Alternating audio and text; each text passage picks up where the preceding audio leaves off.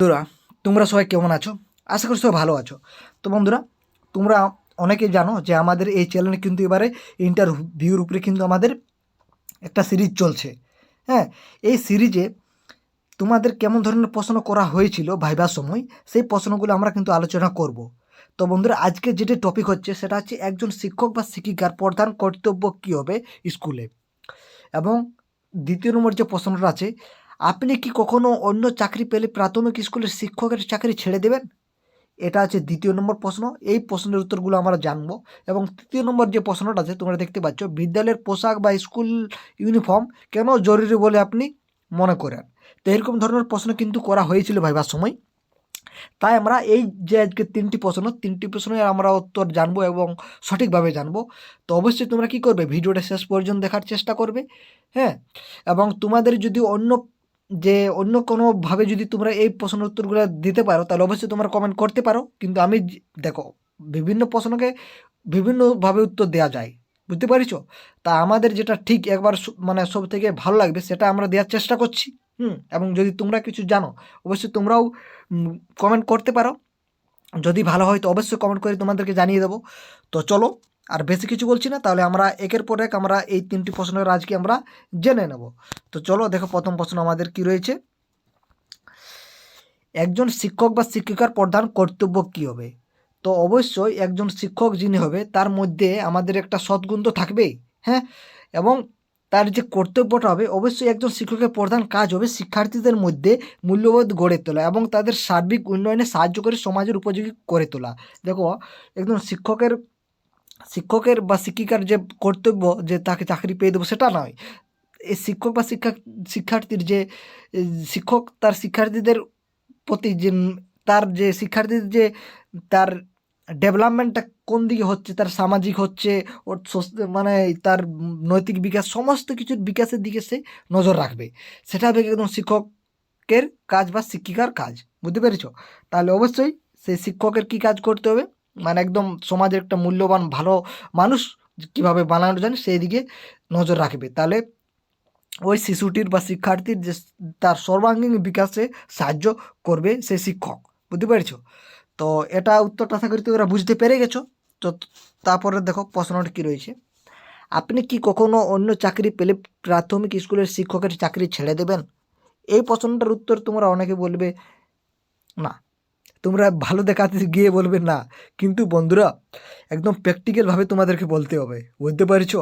যে আমাদের যে প্র্যাকটিক্যাল যে আছে, অর্থাৎ যে আমরা ঘুমিয়ে বলে দেবো না না না, ছেড়ে না, এরকম করলে চলবে না। আমাদের যেটা বাস্তব সেটাই তোমাদেরকে বলতে হবে, কারণ সত্য কথা তোমাদেরকে ইন্টারভিউ বলতে হবে, বুঝতে পেরেছো? তো দেখো কি বলবে। অবশ্যই আন্তরিকতাভাবে বলতে গেলে শিক্ষকতা আমার কাছে শুধুমাত্র পেশা নয়, একটা ভালো লাগার জায়গা, একটা বাস্তবিক আবেগ। কিন্তু যদি অন্য কোনো চাকরি, বিশেষত আমার শিক্ষাগত যোগ্যতা নিরিখে যদি উচ্চ কোনো পদে আসীন হওয়ার সুযোগ আসে তখন সেটা আমি অবশ্যই গ্রহণ করব।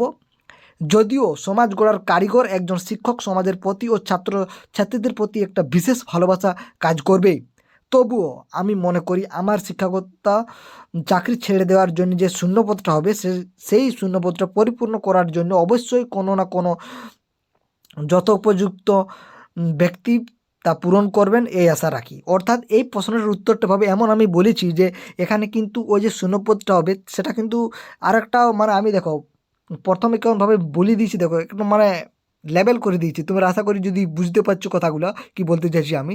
দেখো, এখানে কিন্তু আমি কোনোদিনই বলছি না যে আমি ছেড়ে দেবো না। দেখো, উচ্চ পদে যদি কোনো কিছু পাবো তখন অবশ্যই সেটা ছেড়ে দেবো। ছেড়ে দেবে কিনা সেটাই তো বাস্তব, সেটাই তো সমাজের নিয়ম। হ্যাঁ, অবশ্যই ছেড়ে দেবো। কিন্তু সেই জায়গাটা অবশ্যই একটা উপযুক্ত শিক্ষক সেই শূন্যস্থানটা পূরণ করবে। দেখো কেমনভাবে প্রশ্নের উত্তরটিকে আমরা দেওয়ার চেষ্টা করেছি, বুঝতে পারছো? তো এরকমভাবেই যদি তোমরা দিও প্রশ্নের উত্তর তাহলে অবশ্যই যে ইন্টারভিউ নেবে সেও খুশি হবে, বুঝতে পারছো? তো দেখো, এটা হচ্ছে আমাদের এখানে সঠিক উত্তর। তো তোমাদের কেমন লাগলো অবশ্যই কমেন্ট করতে পারো। যদি ভালো লাগে থাকে সেটাও করতে পারো, না লেগে থাকে তাও করতে পারো। এবং তোমরা কী ভাবছো সেটাও তোমরা কমেন্ট করে জানাতে পারো।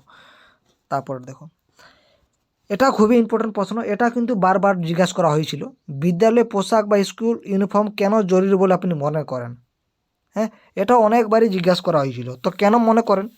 তো প্রথমত বিষয়টির প্রধান উদ্দেশ্য হলো শিক্ষাঙ্গন যে জাতি ধর্ম বর্ণ নির্বিশেষে সবার জন্য তার এক উজ্জ্বল দৃষ্টান্ত। অর্থাৎ আমরা বিভিন্ন ব্যাকগ্রাউন্ড থেকে আসি, বিভিন্ন উম, যে সমাজ থেকে আমরা বসবাস করি, কেউ গরিব ঘর থেকে, কেউ মিডিল ফ্যামিলি থেকে, কেউ হাই ফ্যামিলি থেকে, অর্থাৎ সমস্ত দিক থেকে ছেলেগুলো কিন্তু আমাদের এই স্কুলে পড়ে। তো এখানে কিন্তু যদি আমরা ভেদাভেদ করে দিই, না বড় ছেলেদেরকে যে ভালো ঘরের ছেলে তাদেরকে আলাদা বসাবো, তাহলে কিন্তু তাদের জন্য আলাদা ড্রেস থাকবে, তাহলে কিন্তু একটা অন্যরকম সৃষ্টি হবে এই শিক্ষার্থীদের মধ্যে। হ্যাঁ, তো এটা কিন্তু করানো যাবে না। তাই আমরা একটা ইউনিফর্ম, একটা স্ট্যান্ডার্ড একটা ইউনিফর্ম রেখেছি, যেটা সবাই পরবে, অর্থাৎ স্কুলে সবাই সমান, সেটার দিকে আমরা নজর রাখবো। সে যে ধর্মের সে শিশুটি আসুক না কেন, সে হিন্দু, মুসলমান, খ্রিস্টান, যে ধর্ম থেকে সে বসবাস করুক, তার আছে থাক না কেন, তাকে কিন্তু কী করতে হবে, তাকে একটা ড্রেসে পড়তে হবে, অর্থাৎ স্কুলে তাকে সবাইকে সমান চোখে দেখতে হবে। সেটাই কিন্তু বলতে চাইছি প্রথমেতে। এবং দ্বিতীয়ত কি বলছে, নির্দিষ্ট পোশাক বা স্কুল ইউনিফর্ম কোনো একটি প্রতিষ্ঠানের পরিচয়। অবশ্যই এটা একটা পরিচয়কে বোঝাচ্ছে, যে এই যে ড্রেসটা, যে হ্যাঁ এই ড্রেসটা সাদা ড্রেসটা, এটা কিন্তু স্কুল একটা বোঝাচ্ছে, স্কুল একটা ছাত্র বোঝাচ্ছে, বুঝতে পারছো? এমন কিছু এমন ড্রেস আছে অনেক বিভিন্ন রকমের, তোমরা বর্তমানে দেখতে পাচ্ছ, সেই ড্রেসগুলো কিন্তু খুবই অন্যরকম দেখতে, কিন্তু স্কুলের ড্রেসটা একটা স্কুল ইউনিফর্ম একটা ভদ্রতার দিকটাকে তুলে ধরেছে। তো এটা, এবং তৃতীয়ত কি, এটা সার্বিকভাবে শিক্ষা প্রতিষ্ঠানের ক্ষেত্রে রুচিশীলতা এবং মার্জিত সংযমের ধারক বাহক, প্রাথমিক পর্যায় থেকে ভবিষ্যতের সংযম নিয়মাবর্তিত অনুকরণের এক বিশেষ উপলক্ষ। অবশ্যই এটা কিন্তু একটা শিক্ষা প্রতিষ্ঠানের একটা রুচিশীল আছে, যে এই ড্রেসটার প্রতি একটা সম্মানও আছে। তো তাই আমরা কিন্তু, দেখো, আমরা কিন্তু অনেকভাবে উত্তরটা দিচ্ছি, কিন্তু যদি তোমাদেরকে এক কথা দেখো, অত তো টাইম দেবে না। তোমরা অনেকে বলবে যে অনেক টাইম, দেখো অল্প সময়ের মধ্যে যদি বলতে হয়, তাহলে তোমরা বলবে যে আমাদের এই যে ইউনিফর্মটা, এটা যদি পরি তাহলে আমাদের সবাইকেই মানে একসাথে আমরা মিলেমিশে থাকবো, সেটা আমরা বলতে চাইছি ইউনিফর্মের দরকার। মানে কেন দরকার?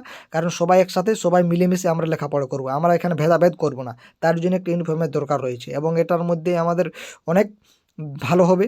হ্যাঁ, একটা সবাই সমান পাবে জায়গা এই স্কুলে। তো এইসব আমরা কিন্তু এখানে বলতে পারি। তো আশা করি তোমরা বুঝিয়ে গেছো কীভাবে বলবে না বলবে। তো তোমাদের কেমন লাগলো অবশ্যই কমেন্ট করে জানাতে পারো। যদি খারাপ লেগে থাকে তাও করতে পারো, এবং যদি তোমাদের এই প্রশ্নের উত্তর যদি আলাদাভাবে তোমরা দিতে পারো, তাও তোমরা কমেন্ট করতে পারো। আমরা অবশ্যই সেই প্রশ্নের উত্তরটা সঠিক হয়েছে কি না সেটা আমরা অবশ্যই রিপ্লাই দেওয়ার চেষ্টা করব।